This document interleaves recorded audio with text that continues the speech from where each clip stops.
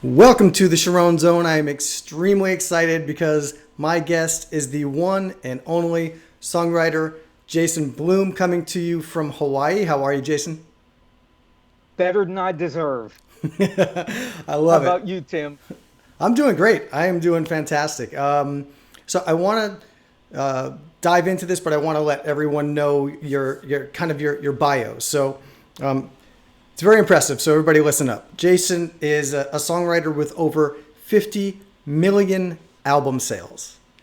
He has had singles on Billboard's pop, country, and R&B charts all at the same time, which is pretty incredible. He also has 3 books on songwriting published by Billboard, which years ago, that's how I was introduced to Jason, through his books. And then when I moved to Nashville, I would take his workshops at BMI all the time. They were absolutely phenomenal, and I highly recommend them. I know that you're doing them online as well. So for anybody who is into songwriting or being a recording artist or anything, Jason's workshops are just invaluable. So what I wanted to do is ask you a little bit about some of your, I would say, favorite accomplishments.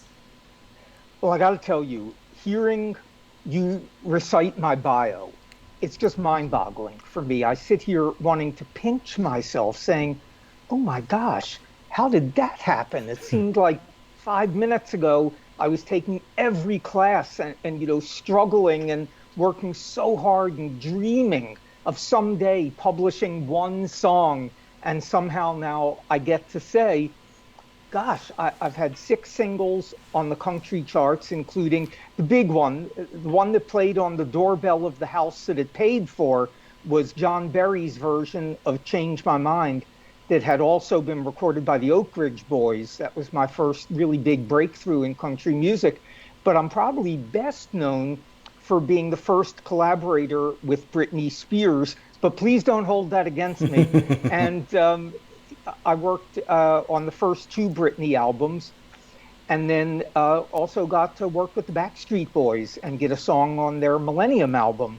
So I have been one lucky songwriter who worked his butt off, but was in the right place at the right time.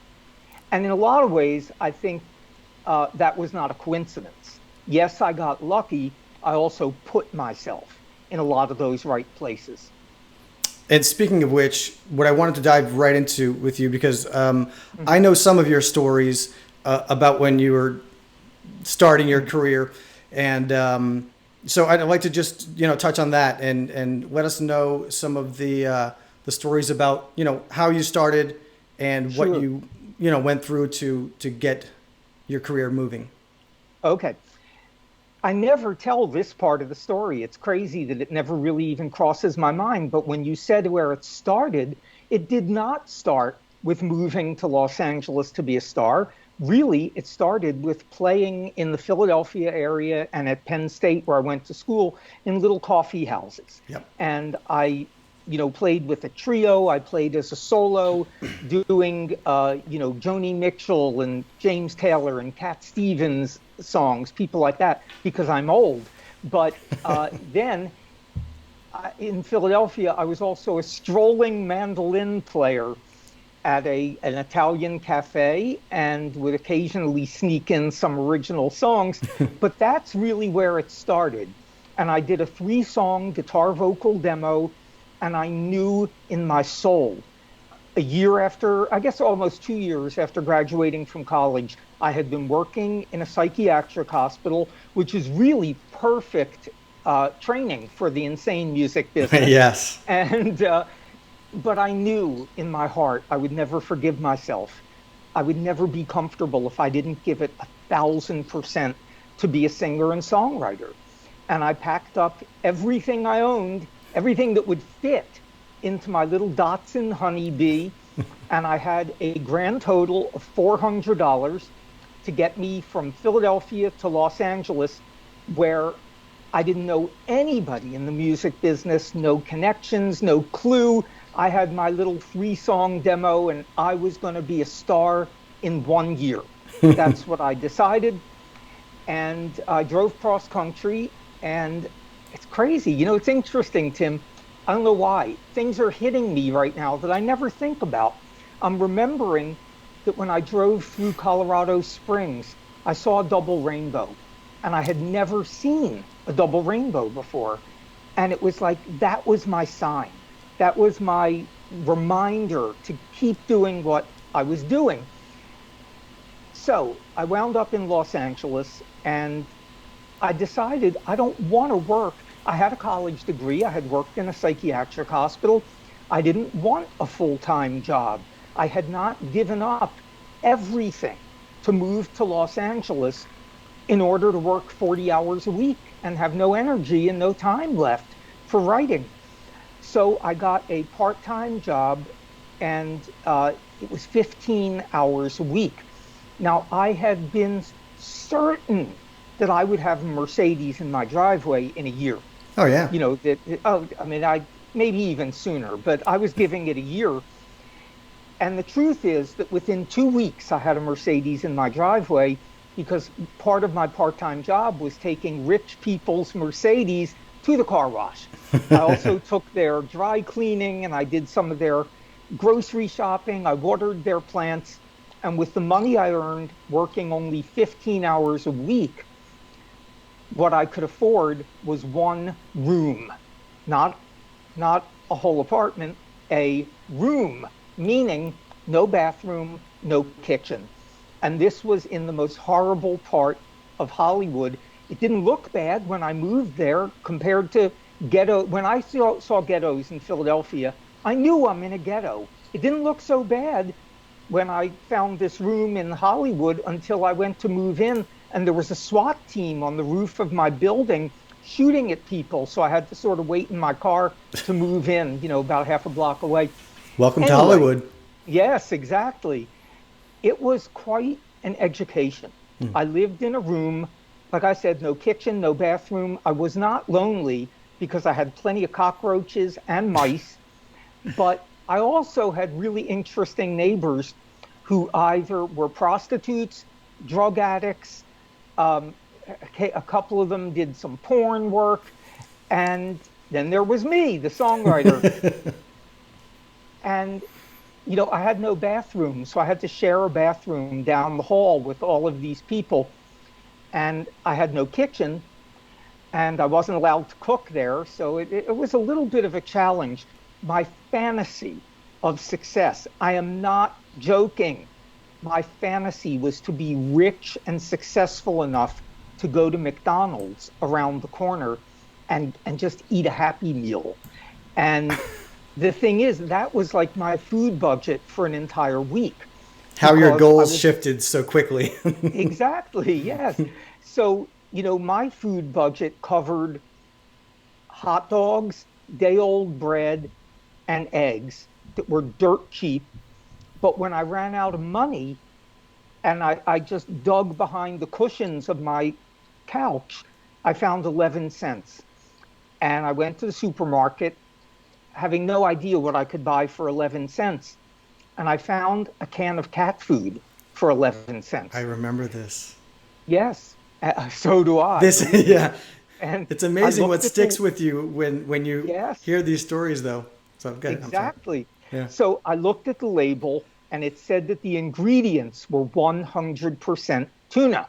Let's not discuss what parts of the tuna were in that can, but it was tuna, and it was high in protein. And hey, I had 11 cents, and I was really hungry. And that's how I started eating cat food. It wasn't a one-time thing. I realized I could do this cheaply, and with a little bit of mayo, I could eat tuna when I didn't want eggs and hot dogs and moldy bread. Wow. When I tell this story, a lot of times people will say to me, "Oh my God, what you sacrificed, it must have been just awful." And I laugh because it was one of the happiest times of my life. Why? I was spending all my time and energy doing what I wanted. I was following my dream. I was writing songs 7 days a week. I was going every Tuesday night to a songwriter showcase that John Brahaney and Len Chandler held.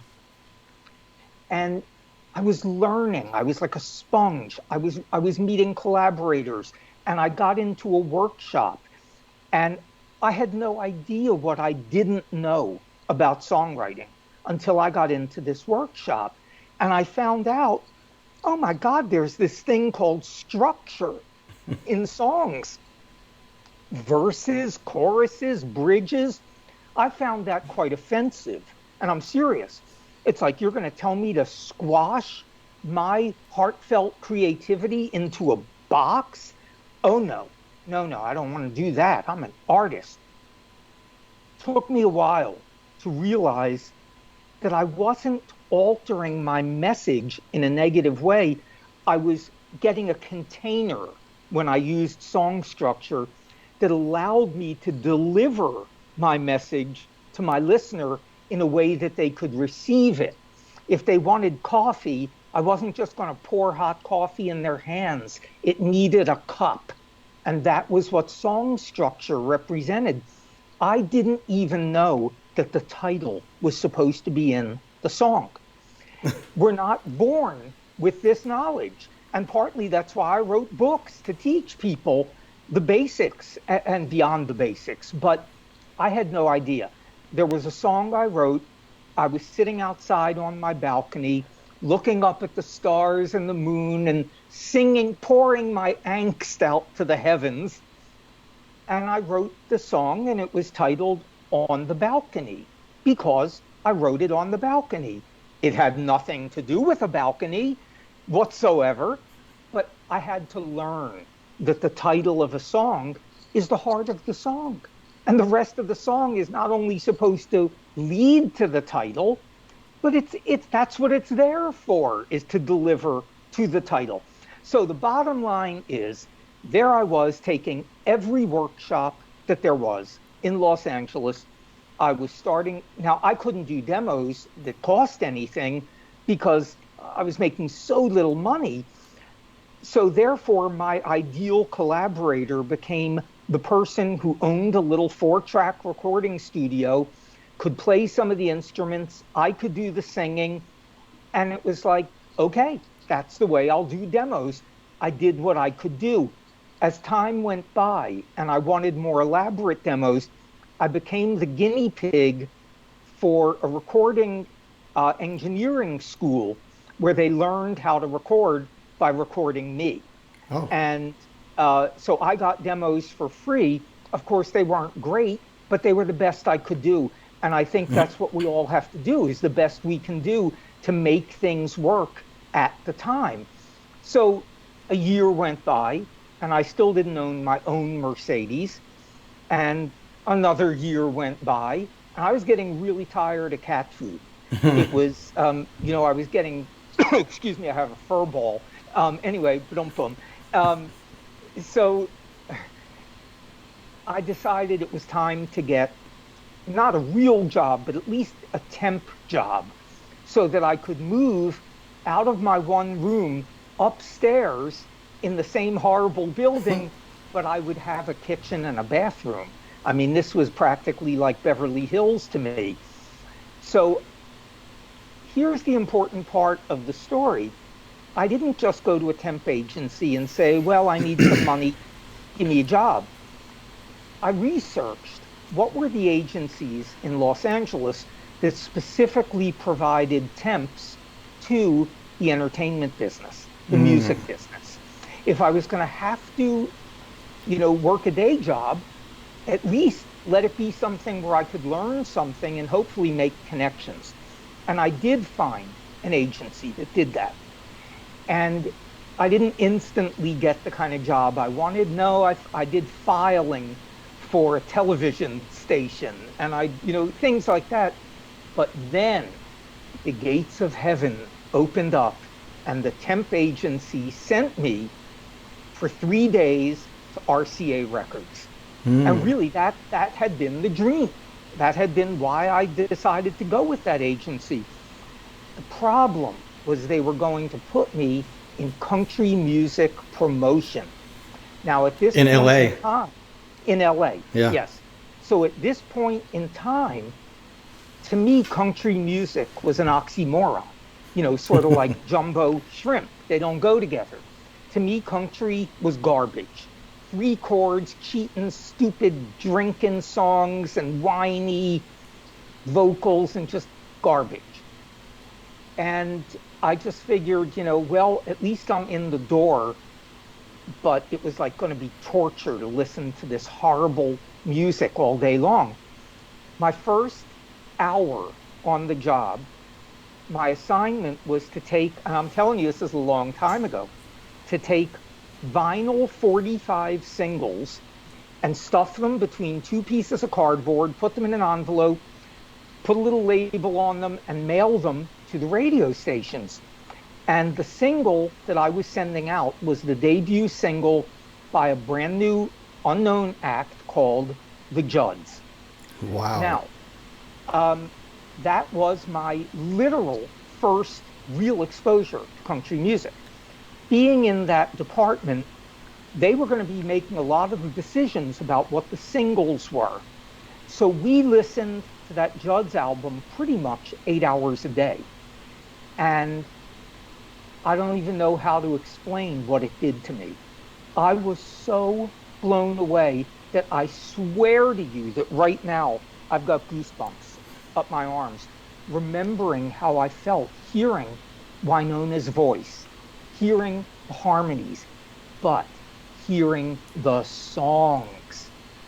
There were no stupid, cheating, drinking, dumb songs. They were brilliant. They were telling stories. They were touching my soul. The production by Brent Mayer was exquisite. I've just never heard. I was in love. And I made up my mind that my goal in life now was to write a hit for the Judds. And while I stayed in that position, RCA was in the golden age of country music. It was just mind-boggling. We had everybody. Alabama, the Oak Ridge Boys, Vince Gill, the list, Dolly Parton, Kenny Rogers. I mean, where else can I even go? Charlie Pride.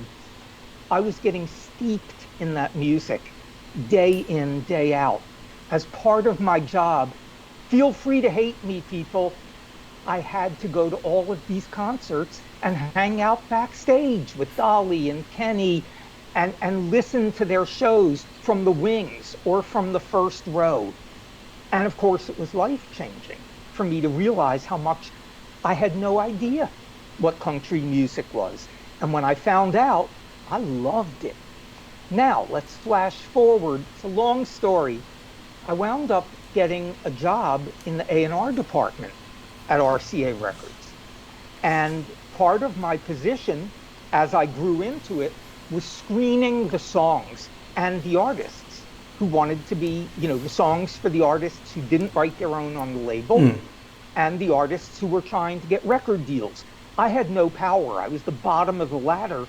I couldn't sign an act, but I could say no and throw it in the trash pile, or I could forward it to my boss with a note on it saying, I think you need to hear this. What happened is, because I had just spent the past couple of years in the country music department, I was the only person in A&R who really knew country music. So I became the person in Los Angeles. I became the barrier that you had to get through to pitch to any of the country artists on RCA, or to pitch if you wanted to become an RCA country artist through the LA office. And then, of course, everything would have to go to Nashville. And I became, again, just immersed in country music. I still worked with the pop acts on RCA at the time, but I was the country guy in the A&R department. During that time, remember I said my goal was to write a song for the Judds.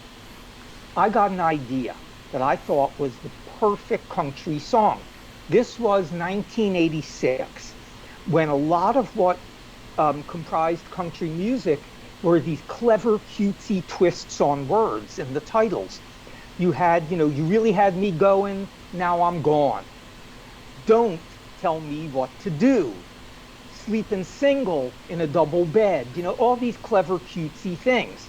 I came up with, and of course I love, take your tongue out of my mouth because I'm kissing you goodbye. Anyway, but the point being, I had this idea. And a lot of what I do best as a songwriter is come up with ideas. And I'll tell people, you don't have to be able to do everything. If you can do some aspect of songwriting better than other people, great. There will be other people out there for you to collaborate with. So I had this idea.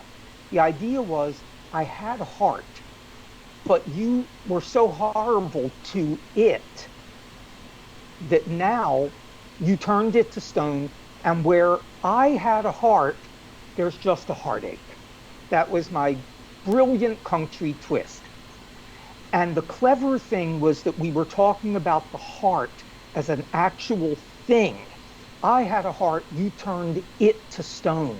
When it needed love, you left it alone. I had a heart, but you made it break. Now, where I had a heart, there's just a heartache. The Judds. Okay. Now, I've got some connections to publishers. Why? Because I'm working at RCA Records. I'm hanging out with them. They want to play me their songs. So I met with a publisher and I played him I Had a Heart. And he said to me, this is really good. There's only 4 things wrong with it. I thought, well, that's not that bad because this is my first country song. Only 4 things wrong with it. He said the 4 things wrong were the words, the music, the verses, and the chorus. Otherwise, it was great. What he meant and what he said was it's a great idea, but you haven't written it like a hit, not melodically and not lyrically. Go back, and he told me what to fix. So I wrote 3 more versions that I brought back one at a time, and each one was getting closer, but it wasn't there yet. And he said to me, have you ever thought about collaborating? I said, yeah, I have collaborated. And he very gently suggested, maybe you need a collaborator on this song to get it to a next level. You've now tried 4 versions. Enter Brian Cumming, who also lived in Los Angeles, but I knew he would be the perfect person to write this with because he came from Georgia. So he must know how to write country music. I don't think Brian had written country songs at that point, but I don't know for sure. Anyway, Brian is amazing, by the way. And I list people on my website for demo services. And if anybody wants to work with Brian, he's on my website. Amazing musician. He can play anything. And he toured with some really big country acts. Anyway, with Brian contributing aspects that I could not possibly have contributed, I'm a really mediocre guitarist, and I had to work long to become that good. Me too. I will never be in the league of 90% of the players in Nashville. Yep. There's just amazing musicianship there. And Brian was in that league at the top. He went on to play with Katie Oslin and Cleve Francis and, some really successful people. Anyway, Brian added this really swampy, hooky, catchy intro lick. I call them signature licks in my book. And what that is, why is it different from an intro? It's not just taking up 8 bars. It's an instantly identifiable lick that in 2 seconds, somebody knows what that song is. If you want my favorite example of what one is, listen to the Rascal Flatts version of What Hurts the Most. And in like 2 seconds, that guitar lick that Jeffrey Steele came up with, it's just, there it is. And it's not part of the rest of the song. It's not a melody you hear in the verse. It's not a melody you hear in the chorus. It's strictly the signature lick that's at the intro. It's in between the first chorus and the second verse. It's at the end. it's an identifiable lick. Brian gave me that, but he gave me so much more. And we rewrote it and we rewrote it. And after the 7th rewrite, the publisher said, I'm going to send this down to my Nashville office. I think you nailed it. It's like, my God, months had gone by. That was easy. Yeah, oh, it was so easy. Only 7 new demos. Yeah. And the thing is, Brian could do the demos for free.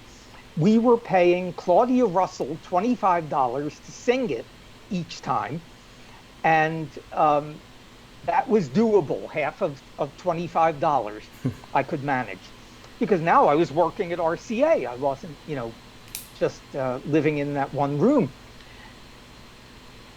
That was a Monday when he said he would FedEx it down to his Nashville office. Tuesday morning, I get a phone call from the publisher, and he says, congratulations on your new single. I'm like, what? He said, yeah.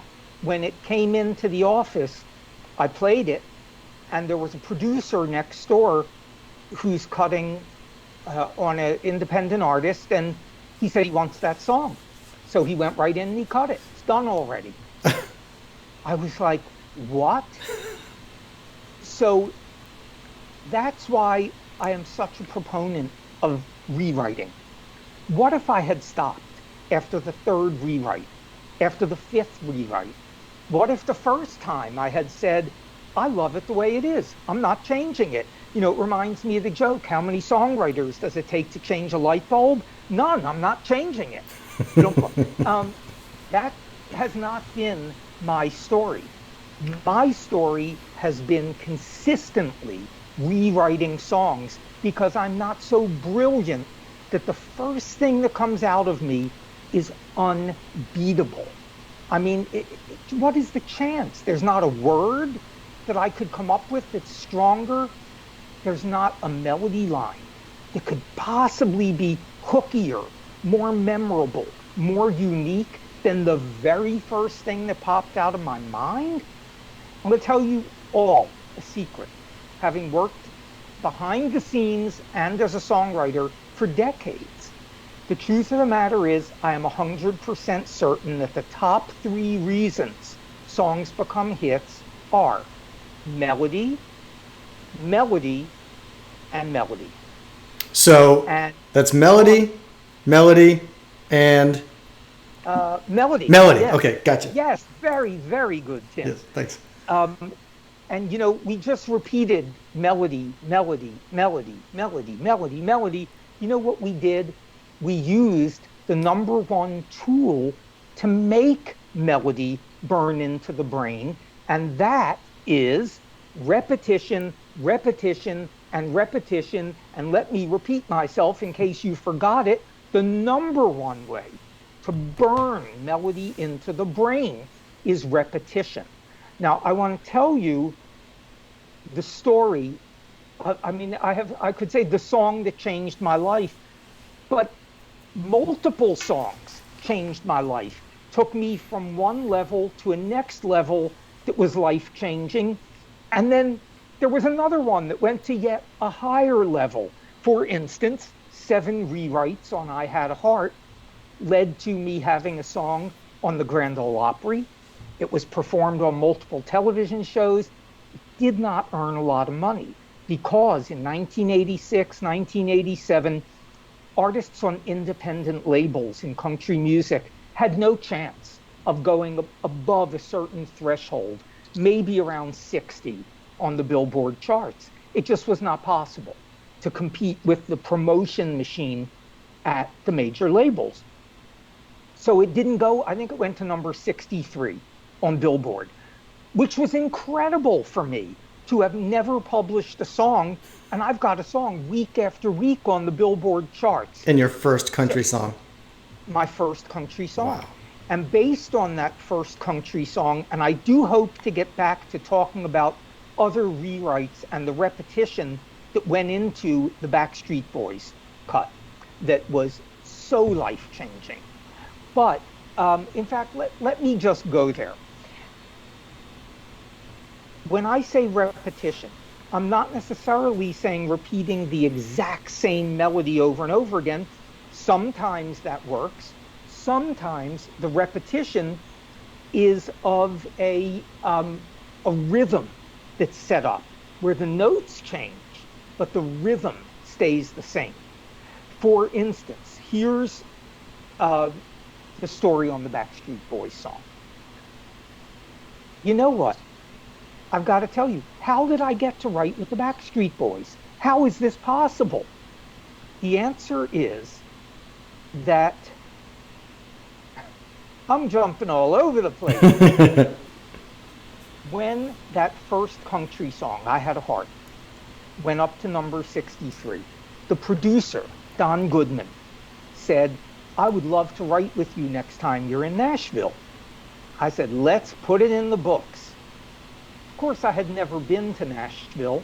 I didn't have enough money to go to Nashville, and I had only written one country song, and I find out that Don Goodman has written 6 #1 iconic country singles, including, by the way, Old Red, that Blake Shelton redid and had another #1 with.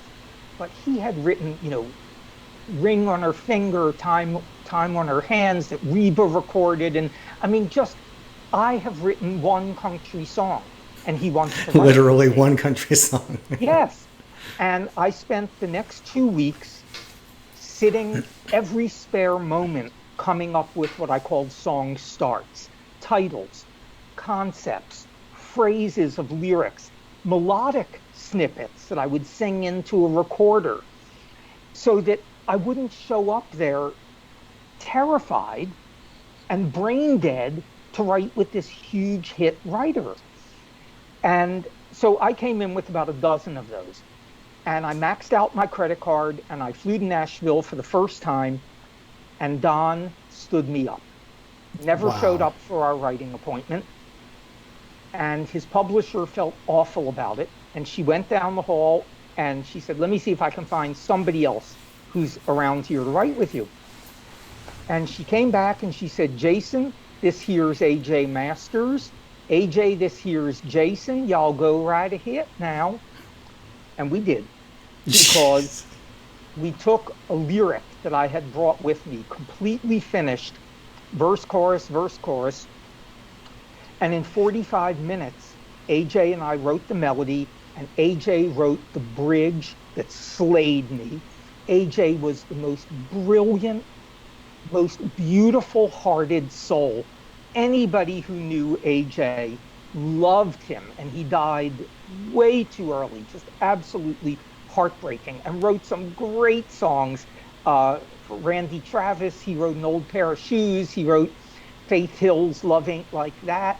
Man, I could do a whole 2 hours on some of his stories. But AJ and I wrote Change My Mind.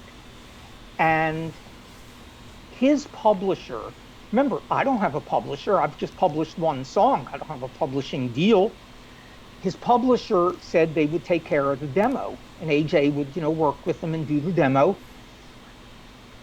It's an important point I want to add in. AJ was also an independent artist. He was a fabulous singer, but he did not sing the demo because he wasn't the right voice. I think it's so important to have the right voice on the demo. I'm a really good singer. I never sing my demos. I have probably sung 2 demos out of 1,000 songs. It's really ironic. Somebody sent me a rough recording of a song that we had done, just a guitar vocal demo on 22 years ago, and I sang it, and I listened to it, and I went, man, there was no tuning back then. I was good, but I'm not the right voice for the kind of songs that I write. So anyway, they did this amazing demo. The singer was the top demo singer in Nashville at the time, John Wesley Riles. He was singing 11, 12 demos a day at that point in time. So anyway, and I just have to, while I'm wandering all over the place, I'll also tell you, demo singers are so amazing and relatively inexpensive. Why would I sing my demo when I was able to get Gretchen Wilson, or I was able to get Buddy Jewell? And, so many other people. When I moved to Nashville, the top demo singer for a female demo was Trisha Yearwood. Joe Diffie did demos, Garth Brooks, Alan Jackson. I mean, that's where the bar is. Yeah. So if you're thinking, oh, it's not important, it's only a demo, not true. And the same holds true on the pop side. I've critiqued a song that was demoed by a 16-year-old kid who wound up calling herself Pink. And I know people who've had Kelly Clarkson on demos. Wow. You know, obviously way back in the day. So I have no idea where I was before I went off on this tangent. But, oh, okay. Right after you read the song. Now we've got this song that is 1,000 times better than anything I've ever written. And the demo, to my ear, sounds like a finished record. And the reason it would sound like a finished record is the musicians that I could get back then. Not that I did it, his publisher did. But once I signed my deal, my demo band was Garth Brooks' recording band. Yep. The exact same people who played on Garth Brooks' albums were playing on my demos. And a lot of times people will say to me, well, I can play guitar, I can play bass. Yes, you can. But can you come up with the radio-friendly licks that these players have their finger on the pulse of? So now I've got this unbelievable song, this unbelievable demo, and my life changes overnight, right? No. 3.5 years later, wow, everybody in Nashville has passed on this song, probably twice. And I get a call, finally, it's on hold for the Oak Ridge Boys. Were you still in LA? Yes. Okay. Oh, definitely. And I'll continue the story on from there, and you'll see how I wound up not being in LA. The Oak Ridge Boys were huge. At this point in time, everything they did went to #1. I mean, there wasn't even a question about it. And it was like getting a cut with Rascal Flatts at their peak, or getting a cut with, Florida Georgia Line. I mean, that's how big they were. They had won Grammys. And not only is my song on hold, they love it so much, they're saying they think it's going to be a single. This was the first time I ever had a song on hold. And they recorded the song, which is like a miracle, because I have had years since then where I've had 30 songs go on hold, real legitimate holds, from the producer, from the head of A&R, from the artist. I had Reba McEntire personally call my publisher's office to place a song on hold, and have 0 out of 30 get recorded and released. That particular year, which I'm still recovering from, I actually did have several songs recorded by Reba, John Berry, and Lori Morgan, and none of them were released, because it's not uncommon for an artist of that stature to record 20 songs or more and then narrow it down back then to 10 or 11. Now maybe it's 12, 13. So anyway, I got my first cut, my Oak Ridge Boys cut, and they sent me a recording of it.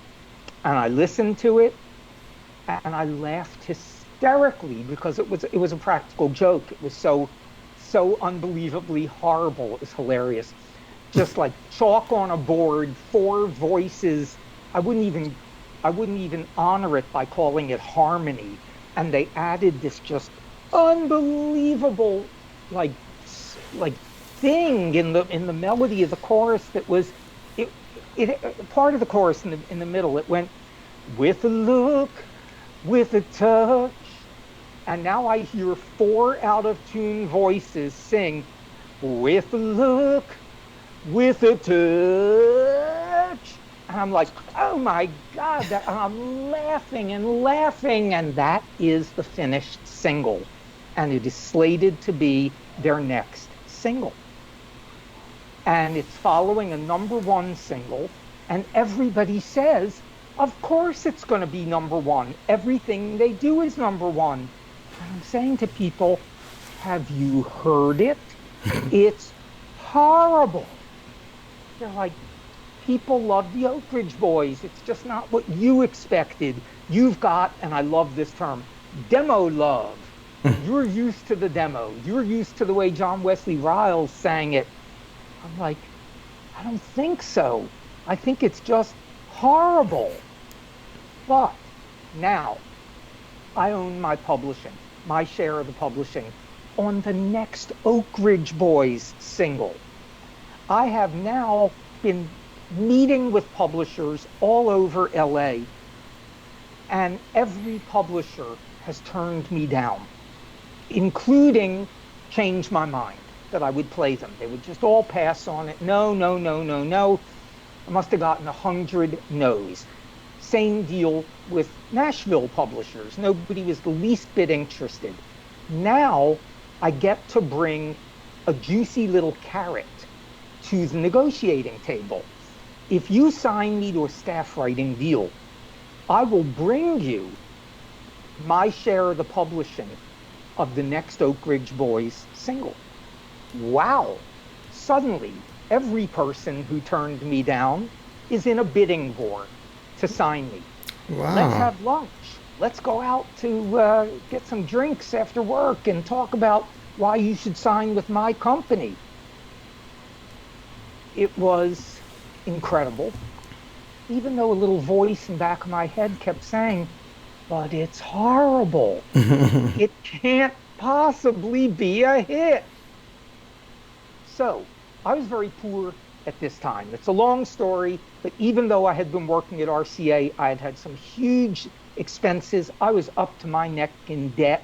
I didn't think there was any way I was ever going to see the light of day. So therefore, out of all the offers on the table, which one did I choose? The one that offered me the lowest amount of money as an advance. Huh? Is he really even stupider than he looks? Here's why. The money that you're advanced as a staff writer, every penny of it gets recouped, presuming that you make money for the company. If you don't make money, they're going to drop you. But any money that you make is going to go toward, when I say any, depending on how your contract is worded, money that you make is going to go toward recouping you before you see another penny. In So recouping, for people that don't know what, it means, sure, it means that any money that you were advanced, when money comes in, they're going to take that back and keep that to offset what they've given you before you see another penny. Right. So essentially, the money you're given as a staff writer is a loan. Almost a loan, yeah. Right, with the understanding that you don't have to pay it back if you don't make money for the company, but then you're going to be saying you want fries with that. So why would I pick the lowest advance? Because I picked the company that could offer me the greatest amount of opportunity, the greatest chance to have success down the line. Why did I believe that Zomba, that I signed the deal with, would offer me the most opportunities? First of all, they owned a record label. They owned Jive Records, which was a pop and urban label. They signed the very first rap act, so you can blame them for it. And but they went on, not that I had a crystal ball, but they went on to sign some unknown acts named Britney Spears, the Backstreet Boys, and NSYNC. Guess how I got to write with Britney Spears and several of the Backstreet Boys? Because we were signed to the same company. And that is exactly why I chose that company. I'm not sure Britney and Backstreet were born or were out of diapers back then, but I knew there would be opportunities that I wouldn't have at other companies. So these are very strategic moves that you Yes. made. And Yes. sacrificing on top of your sacrifices throughout the years, then you're sacrificing, less of an advance for the opportunity, which is Right. golden. There were two other things that Zomba offered that no other company could offer me. One is they had offices literally around the world. I didn't want to be limited to Nashville. I was a pop writer. I was a country writer. I was writing dance music. I grew up with a lot of different kind of music, and I couldn't just do one genre. I would have been bored stiff. Zomba had offices in New York, LA, Nashville, London, all over the world. I wanted that. But here's another thing, more goosebumps. The head of Zomba, Mike Hollinsworth, who signed me, was the most, how does one say this tactfully, the most brutal song critiquer. He ripped my songs to shreds with no attempt to soften the blow. No regard for human life. Exactly. He actually at one time stopped a song that I had just played him a rough version of, threw it across the desk and said to me, if I want a piece of shit like this, I'll go stop some amateur out on Music Row. Now go write me something I can pitch. But he then would tell me how to fix it. He would say to me in his arrogant style, this second verse sucks. It's not taking me anyplace new.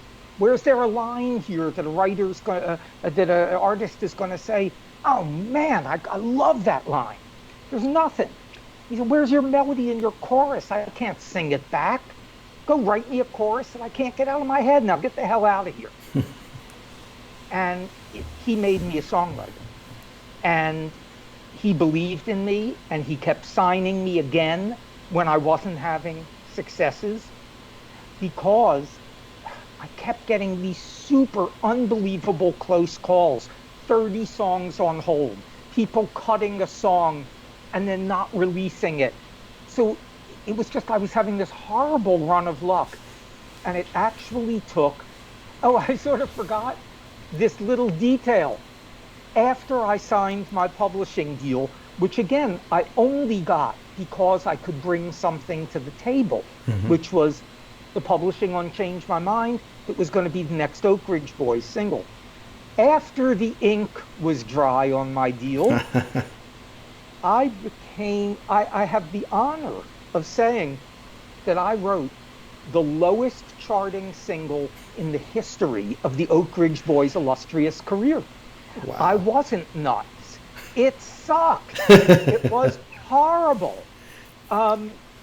And I believe it spent 2 weeks on the Billboard charts. When everything else went to number one, there were 75 places on the Billboard country chart. It entered at 73. And the next week it went to 75, and then it was gone. Wow. So, like, you've heard of songs having a bullet. Yeah. This one had an anchor. And it was beyond devastating. So they did not get the windfall they were expecting with your deal. No.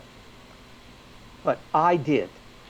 I got locked in to a publishing deal. Now, when you do a staff writing deal, it's almost always that the company gets multiple years of options, meaning they get, at the end of a year, they get to decide whether they re-sign your contract or not. You might say, I don't want to be here anymore, but if they say, we're picking up your option, you're there.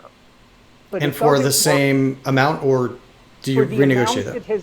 For the amount that has been pre-negotiated for each year. So in other words, for instance, maybe your first year was going to be $25,000, and if they picked up the option, the second year might be 30, the next year might be 35. You don't get the option to say, I want to stay if they don't want you. You're gone. But it's really interesting that you would bring up that pre-negotiated amount, because my amounts were negotiated based on the assumption that I'm about to have a number one Oak Ridge Boys single. When that didn't occur and it came time to pick up the option at the end of the year, I spent 3 months in a low-level panic attack, and I'm really only partly joking, thinking my dreams are just now going to come to an end. By the way, from the time I moved to LA until I signed that staff writing deal was 11 and a half years. So now, what? Yes. Wow. Yes. It took 7 years in LA before I had a Heart. Hit number 63. 7 years. Yeah. Wow. Yeah. Seven is the magic number. I told you I had 7 rewrites on I Had a Heart. Mm-hmm. I had 7 rewrites on my second Britney Spears cut. Wow. And I don't know if I'll get to talk about that. Well, I'll just tell you very quickly that on that song, the label just said, this is a must cut for Britney, but we hate the ending, the third verse. Mm-hmm. And they told me what they wanted, and I gave them 6 more of them. And they said every single one of these 6 would work, but Britney has her own idea for how the song might end. She's never written a song before. Would you be willing to sit down with her? So my co-writer, Eugene Wild, and I said, let's see, should we do this? I don't know if I have the time. I know. I have to do my laundry next week. I know, and it's a lot of nerve. How dare she ask me, after she has already had, oh, baby, baby, she's like the biggest pop star in the world. Oh, yeah. That's a lot of audacity to ask me to change my art. Yes. So it was the 7th rewrite. And then I got to produce Britney's vocal on that demo. So it was an amazing opportunity. So anyway, bottom line is, after I Had a Heart, I wrote Change My Mind, and then it took 3.5 more years to get the Oak Ridge Boys cut that was in the can for a while before it came out. So until I actually signed my staff writing deal was 11 and a half years from the time I moved to Los Angeles. So and now, it was 11 and a half years until you got the Oak Ridge Boys cut coming out. Correct. And that's when 11 and a half years until I could say I earn a living as a songwriter. Wow. It wasn't great living, but it was enough. Yeah. So that I hope to tell you in a second about how I lived in Nashville initially, but I don't want to forget to say that you had brought up about the amounts being pre-negotiated for your subsequent years of your staff writing deal. Those amounts were negotiated, predicated on the assumption that I'm going to have a number one single. Instead, I have a humiliating stiff. And the publisher says to me at the end of a year, okay, we really believe in you. We like what you're doing, but you didn't earn us any money. Remember that amount we negotiated? Forget it. If you want to be here another year, you'll take $10,000 less. Okay? I did it. I said yes. I knew it was where I needed to be, and I had to take a part-time job to survive. What I did, you have to realize at this point, I'd had many years at RCA Records behind the scenes, so I had the skills necessary, and I got a part-time job next door to my publisher's office, so I could just walk in right after work, and I became the production coordinator for an awesome producer named Steve Gibson, and I got to work on the technical side, meaning like album credits, booking sessions, hiring the musicians that he would tell me to hire for huge sessions. We produced Randy Travis, Aaron Tippin at his peak, and a lot of other artists. So again, more knowledge, more connections while I had to earn a living. More immersion. Yeah. So now another year goes by and there's no big money. There's no money coming in to Zomba. And now they say to me, well, We'll sign you again under two circumstances. One, we're cutting the money again. Oh my God. Number two, you are splitting your time between LA and Nashville, which I was Yeah. at that time. I was still spending a lot of time in LA. And they said, your competition is giving it 1,000% in Nashville. You want a deal? Move to Nashville. That's how I moved to Nashville. So now it took another, I think my middle name should be Persistence. It took another 3 years before Wow. I finally broke through. And at the same time, had singles on Billboard's country, 2 on the country chart, 1 on the pop chart, 1 on the R&B chart. 6 months before that happened, they said they were going to drop me if I didn't have a hit by the end. And I said to them, I will have one. I feel it in my soul as much as I've ever known anything.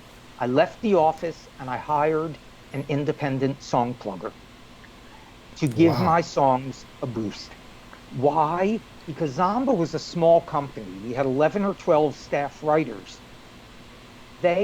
Among their staff writers, were the writers of I Swear, Song of the Decade in the 80s. We had the writer of Love Can Build a Bridge for the Judds. Massive writers. That was my competition. When a big artist came into the office, they're going to listen to 3 songs, 5 songs, your best shot. Whose songs are they going to play? Mine, who's never had a hit, or the writers who have Grammys? I hired a plugger. Am I recommending that to anybody else? Yes. Listen to my words. If you already have a track record, if you are already a staff writer, if you have already had successful songs. Why am I saying that? Because in all my years of teaching the BMI workshops, I think it's 29 years that I'm teaching those. And for most of those years, I had 50 students every month. I have taught all around the world. Before COVID, I was hitting 7 countries a year. In all that experience, I have, listen to this word, I have never met one person who got their first big breakthrough by paying an independent plugger. I'm waiting for it to happen. It may happen tomorrow, but I don't like those odds. And let me tell you why. If you are not writing songs that right now, I'll deal with country first, that are not competitive with Ashley Gorley, Luke Laird, Dallas Davidson, Shane McAnally, that's your competition, not the other people in your songwriting group. And if your songs are at that level, you should have been able to sign a publishing deal or to have had some success.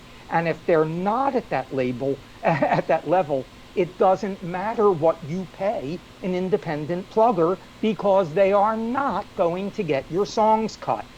I have seen countless students tell me, oh, I spent $10,000 over the last 2 years on pluggers, and they got me holds, and they got me close calls, and they got this. And it was all bullshit in a lot of those instances. I'm not saying that there are not legitimate pluggers. There are. But if you are not at that absolute top echelon and they represent you, their credibility is gone. People know in the business who those people are. And when a song comes in from them, it just gets deleted. Yep. It goes in the trash or it gets laughed at. So I signed with an independent plugger at a point when I had 5 years as a staff writer and had I had a heart. I'd had an Oak Ridge Boys recording. I was not at the bottom. And my independent plugger was a closet songwriter. She didn't want anybody to know that she was writing songs secretly. Rightly so, because I wouldn't have hired a songwriter to plug my songs, because I would have thought she's going to plug her own songs before mine.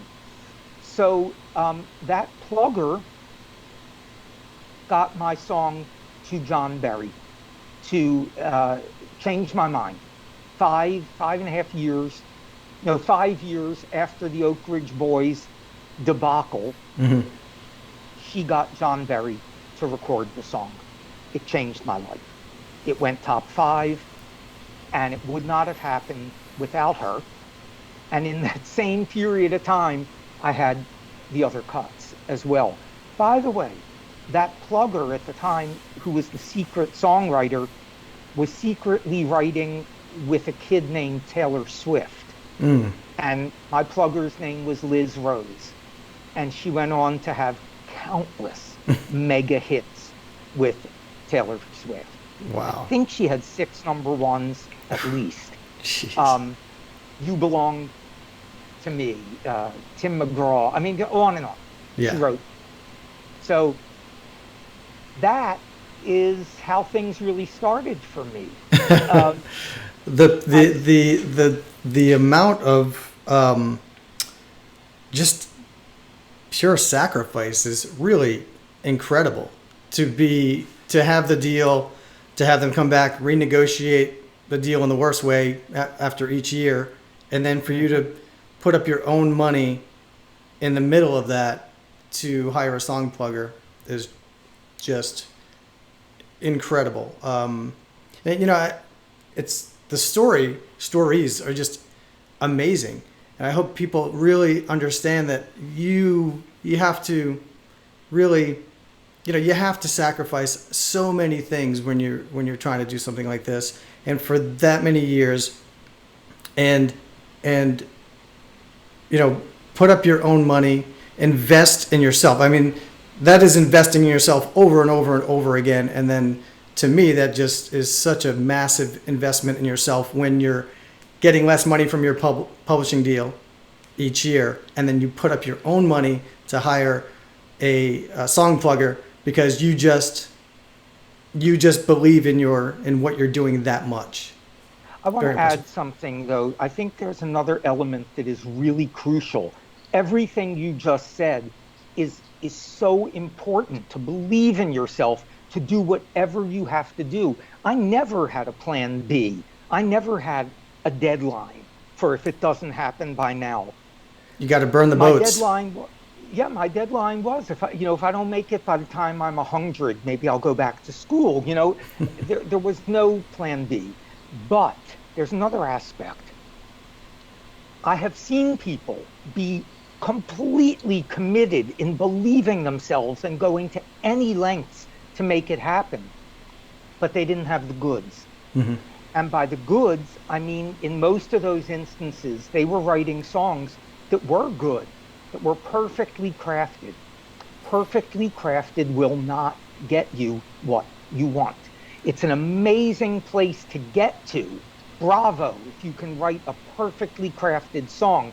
Now, your challenge is to take that perfectly crafted song and be sure it has melodic, rhythmic, lyrical concepts, a concept for the whole song that is going to be powerful enough to make the artist say, oh my God, you've got to hear what I just found.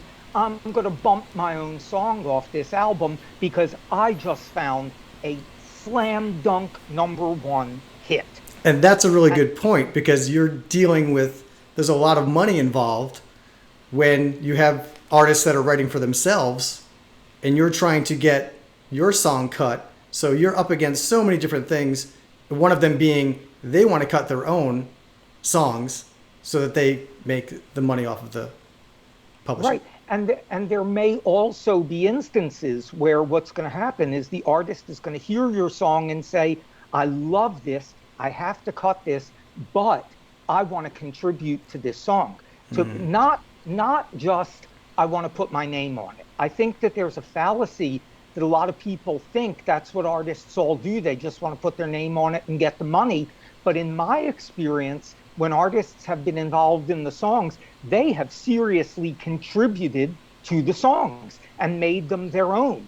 And I've done that myself, yeah, whether it was changing phrasing or melody or something in the lyric that made it feel like something they would say. Exactly. I have never had an artist say, I'm just putting, well, that's not true. I once had an artist say, I'm putting my name on this song, but he actually did think he had contributed something. And it turned out that what he contributed did not make the final recording. So in reality, he did not contribute. But I've never had somebody just say, put my name on the song or I'm not recording it. I'm not saying it never happens, but my point is we have to write something that is going to jump out of the damn pile and convince the artist this is the one I have to either get involved in or cut it as is, even if it means bumping my own song or bumping the collaboration between, the top 5 songwriters on earth. That's how good we've got to be. And it's not magic.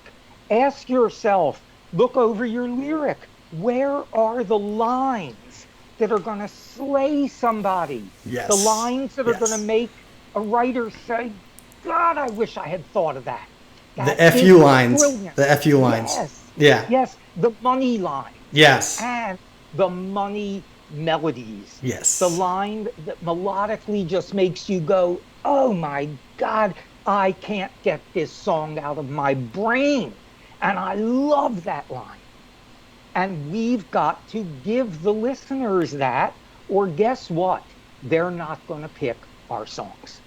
So it's that easy. It wasn't that easy. There you Just go. write freaking amazing songs that will beat out everybody else's. There's your lesson. Thank you, and you're welcome. Buy all my books. Then success is guaranteed. There you go. I don't know if you have an answer for this, but is there how much of songwriting can be learned, and how? It's a very esoteric question. No, it's not. And how much is it a, for me, I believe there's talent and then there's skill. Right. So how much do you believe in, someone having a talent, a natural inclination to write songs, and then how much of that is skill, which is, putting in the 10,000 hours and writing 1 million songs? It's a question that as a teacher, I almost would rather not answer. Right. Because the true answer is I can teach almost anyone to write a perfectly crafted song. Mm-hmm. I can give anybody the tools that they need to dig deeper by saying to them, okay, in this line of lyric, how can you express this exact same thing in a way that is so fresh, in a way I have never heard it said before, in a way that is just going to make my head spin around. I won't accept less than that. Now go do it. Or I might say the same thing with a melody. What I do when I teach is I look at what works in the smash hit songs, in the mega hits. Why is this melody a number one? Why is this melody burned into the brain? I can teach people to do that tool, but Ashley Gorley is going to come up with a line that most people will never come up with. Mm-hmm. However, with enough persistence, tenacity, and like me, stubborn refusal to give up, I think we can sometimes push ourselves to achieve what might come more easily and naturally for somebody else. I've seen that happen, in fact. Well, that makes total sense. It's like it would be just like an athlete who just has amazing natural talent, but you take an athlete that has, good talent, and he trains harder than everyone, works harder than everyone, and he becomes the superstar. Yes, exactly right. And that's not to say that the person with pure natural talent won't also be the superstar, but I don't rule anybody out because I have seen some of my students evolve Yeah. from a place where I frankly did not give them much hope. Mm-hmm. And I've seen them go to a point where they are publishing songs. And by the way, 6 people who have studied with me have had #1 singles. Wow. So I know it's not impossible. And I know plenty of them have also signed publishing deals. So I think it's persistence.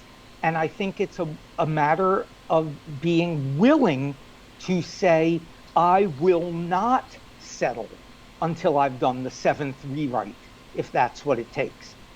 And I want to sort of underline that I told you, I think melody, melody, melody are the 3 most important reasons why songs become hits today. And that means rewriting melody, melody, and melody. And that can be tough for a lot of people. Yeah, absolutely. Well, this has been absolutely amazing. Your stories, I absolutely love this stuff. And your story and stories are incredible and inspirational, aspirational. I know you're going to help a lot of people that are listening and watching this on YouTube and all of that. So I can't thank you enough. I want to talk a little bit about, all the other things that you have going on, your courses, your books, where everybody can find you, all that fun stuff. Okay. I guess the main thing would be go to jasonblume.com, JASONBLUME.com. Now, at that website, first thing you can find is 85 songwriting articles that I've written for 2 different magazines. And I am promising you that almost any question that you could ask is going to be answered in one of those articles or in 5 of those articles, whether it's a business question, a craft question about melody, a craft question about lyrics. I have had people say to me, it feels so arrogant, but they've said to me, I learned more from your 85 articles than from 4 years in a music college. Right. Because it's real life stuff. I'm interviewing the top publishers, writers, artists. I'm analyzing why songs are hits. So you have that available to you for free under the 2 categories, Songwriting Articles 1, Songwriting Articles 2, or it might say Songwriting Tips. I can't remember. They're free, no sign up, no nothing. They're just there. Click on them and you can learn from them. On my website, you'll see that I have books available. I don't sell them, but they're at Amazon.com. And what I do sell that a lot of people have just told me that it's been life-changing, I have 4 different things that you can download that are audio lectures on specific topics: melodies, lyrics, how to take care of business, and placing songs in television and film. And each one of them is like an entire class with me and includes resources. In some instances, actual contracts. In some instances, exercises for you to practice what's on there. And in terms of my workshops, my next BMI workshop is full with a long waiting list. But at my website, if you click on BMI workshops, you'll see the next one is in January. Every song at the workshop gets considered to be sent to up to 12 publishers. We've had deals, and also I critique those songs that don't get sent.